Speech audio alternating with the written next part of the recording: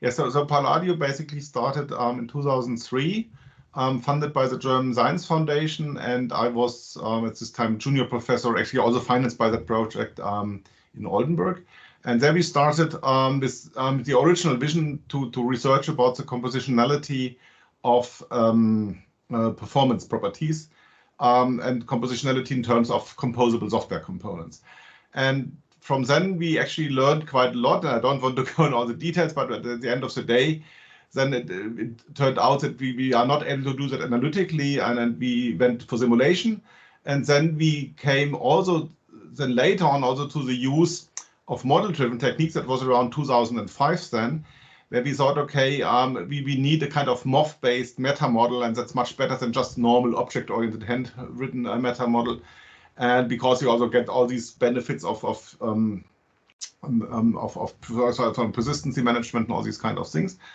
And then we decided also to use model transformations to generate the code for the simulator. So effectively, technically, what happens is that if you press simulate, behind the scenes, a model transformation generates the code for the model simulation. So that's generated on the fly. Another Eclipse instance is started, and then they're simulated. And we also use model transformations there to generate Java code skeletons, not only for the ease of the programmer, but also, of course, then the analysis results, performance analysis results are stronger because somehow the developer can't do many weird things anymore because they're just, hopefully working in that skeleton. And so that was actually then the moment where we strongly also went into the Eclipse world. So when the project actually started, 2003, we were much stronger in the .NET world. And then when we moved to the Eclipse world, that was around 2005, 2006, was that we realized that also writing the editors gets much easier. Because in the .NET world, we basically handcrafted all the editors. So a lot of effort, and it never worked bug-free. And then once we went into the Eclipse world, and using, of course, also model-driven techniques for the editor generation, that was a big boost for the project.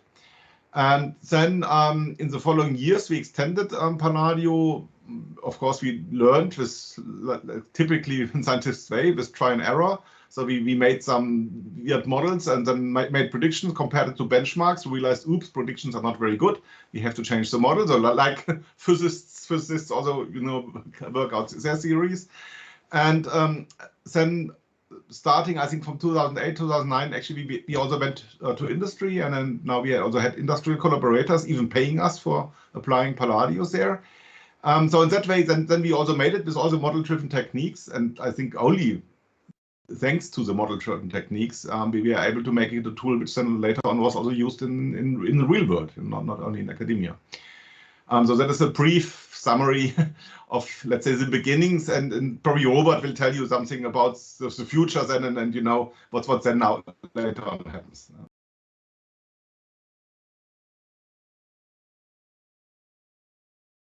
Yes. So as said, so the one big benefit was, of course, the meta modeling, having a clear language for meta modeling and expressing our thoughts, how we would like to have the Palladio component model, for example. And I think that was quite helpful, having the EMOFs there. And of course, also the additional benefits of the Eclipse implementations and, with the persistency management, plus at those times also the editors, which were basically coupled very well into this EMF world. And the third thing, so the one was the meta modeling, the second one the editors, the third one is using transformation. So we used UVT to generate the code for the code skeletons and also for the simulator. And I think that also was a big plus. And then, of course, then later on, I think that also relates to one of the next questions, is, of course, we also learned that some of the model-driven techniques are also could improve by themselves, which then actually started also another line of our research, which was a little bit decoupled from the Palladio and then the simulation, but actually going more into the research of model-driven engineering as such itself.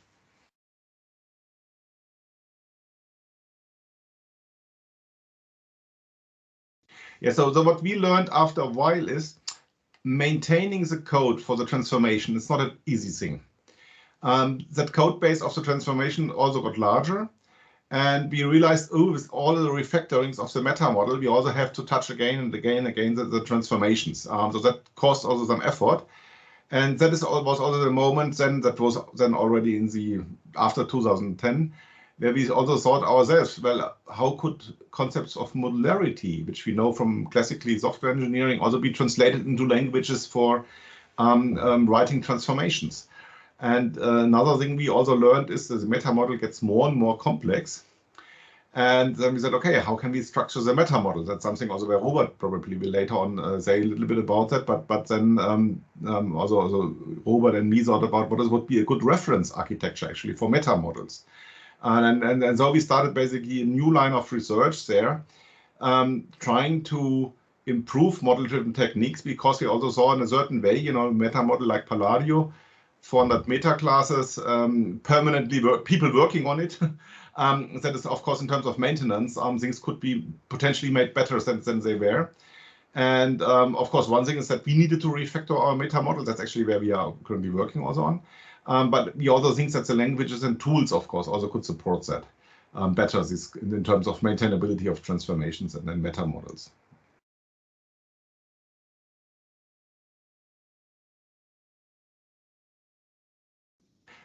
Probably it's hard to say when that kind of project is completed, but let's say we had a kind of Palladio 1.0 or something, or 2.0, whatever, and then later on now, I think Robert and his group has a vision basically to further develop in Palladio as a platform, and that's probably where I best hand over to the chief himself. Thank you very much. Yeah, so basically there are two ways how the project developed after this first version of Palladio was established. The first way is what Ralf just mentioned, a kind of platform of Palladio. Where I say, well, we started with Palladio as a performance simulator, and then we added step-by-step additional quality properties. Then as a next step, we added reliability analysis. Then there was also cost analysis included. Then we added maintainability prediction, and we also added confidentiality analysis. So we have a bunch of different quality properties that are based on this Palladio component model, on this Palladio meta model. And then we came to the conclusion that we say, well, Palladio is no longer a single tool for doing performance analysis, but Palladio is more like a platform where you have a component-based model and several additions, several extensions to this core model. And this is where the idea of this reference architecture came to the play, when we say, okay, when we have a look at software engineering, there's a concept like a reference architecture for software systems, where you say, well, you have different layers, certain layer has a certain responsibility, and you have software components aligned to this layer based on the functionality, the responsibility of this layer. And we transformed this idea from software engineering, so from reference architectures in software engineering to meta models, and came up with the first reference architecture for meta model for this Palladio component model, where we have different layers. So the topmost layer is a kind of paradigm layer where we only have the basic paradigms in it. Then we have a domain-specific layer.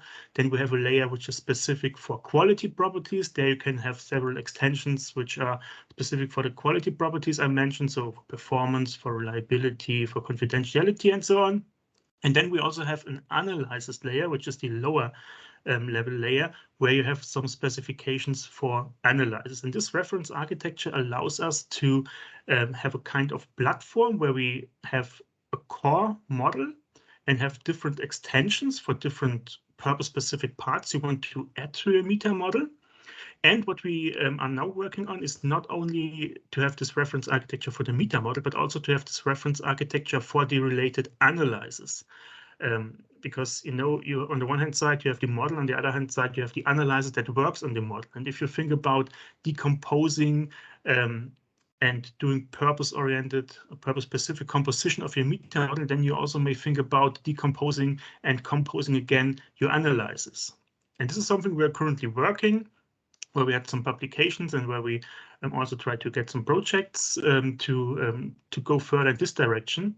Another direction is to go into the operations phase. You know, DevOps was a big thing a few years ago, and starting at 2013, 2014, we not only considered Palladio as a tool for doing development time analysis, but also for a tool to reflect runtime events. And therefore, we came up with an approach to observe a system, to reflect what we have observed during the execution of a system into a model so that we have an up-to-date version of our model every time, and then doing performance predictions. And this is, for example, useful if you see some upcoming performance bottlenecks. So it's possible to identify some upcoming performance bottlenecks or to plan for adaptation steps. And this is the second direction to go into the operation of the system.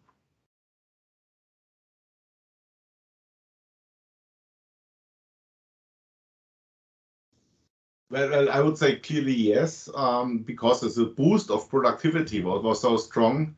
And I think, particularly as an academic group, where you basically, don't have the capacity of human, workforce to do a lot of, things which academically don't pay off. So making a nice user interface, writing standard code or something like that, where like, hey, it's not, you can't make it part of a dissertation or something like that. So for us, basically, creating an industry usable tool was basically only possible with MDE techniques. That's clearly the case. With just writing a tool by ourselves without using MDE, we never would have made it, and it would have been a very lousy prototype, but nothing you could give someone which scales in a certain way.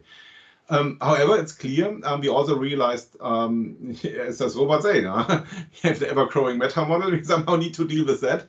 So we have maintenance problems there. As I mentioned, we also had maintenance problems or issues with the transformation. So I think, yes, of course, I think it's also a way, also MDE needs to include and that's of course what many people are currently working on, needs to include more and more concepts also from software engineering to make it itself more scalable. But still, even with the old version from when we started with 2005 or 2006, that was tremendous for us. And so I would clearly say yes. And I think also Robert's approach is heavily based on model-driven approaches, I guess so. Yeah, absolutely. Especially if we talk about this one approach I mentioned at last, where you say we have this this alignment of the development and the operation of the system. There we strongly work with model transformation. So we transform code from the model and remember correspondence relations, and then we observe the system, which is of course also model-based, and then we transform back what we have just observed into the architecture model. And all this works only if we have model-based technology in the background.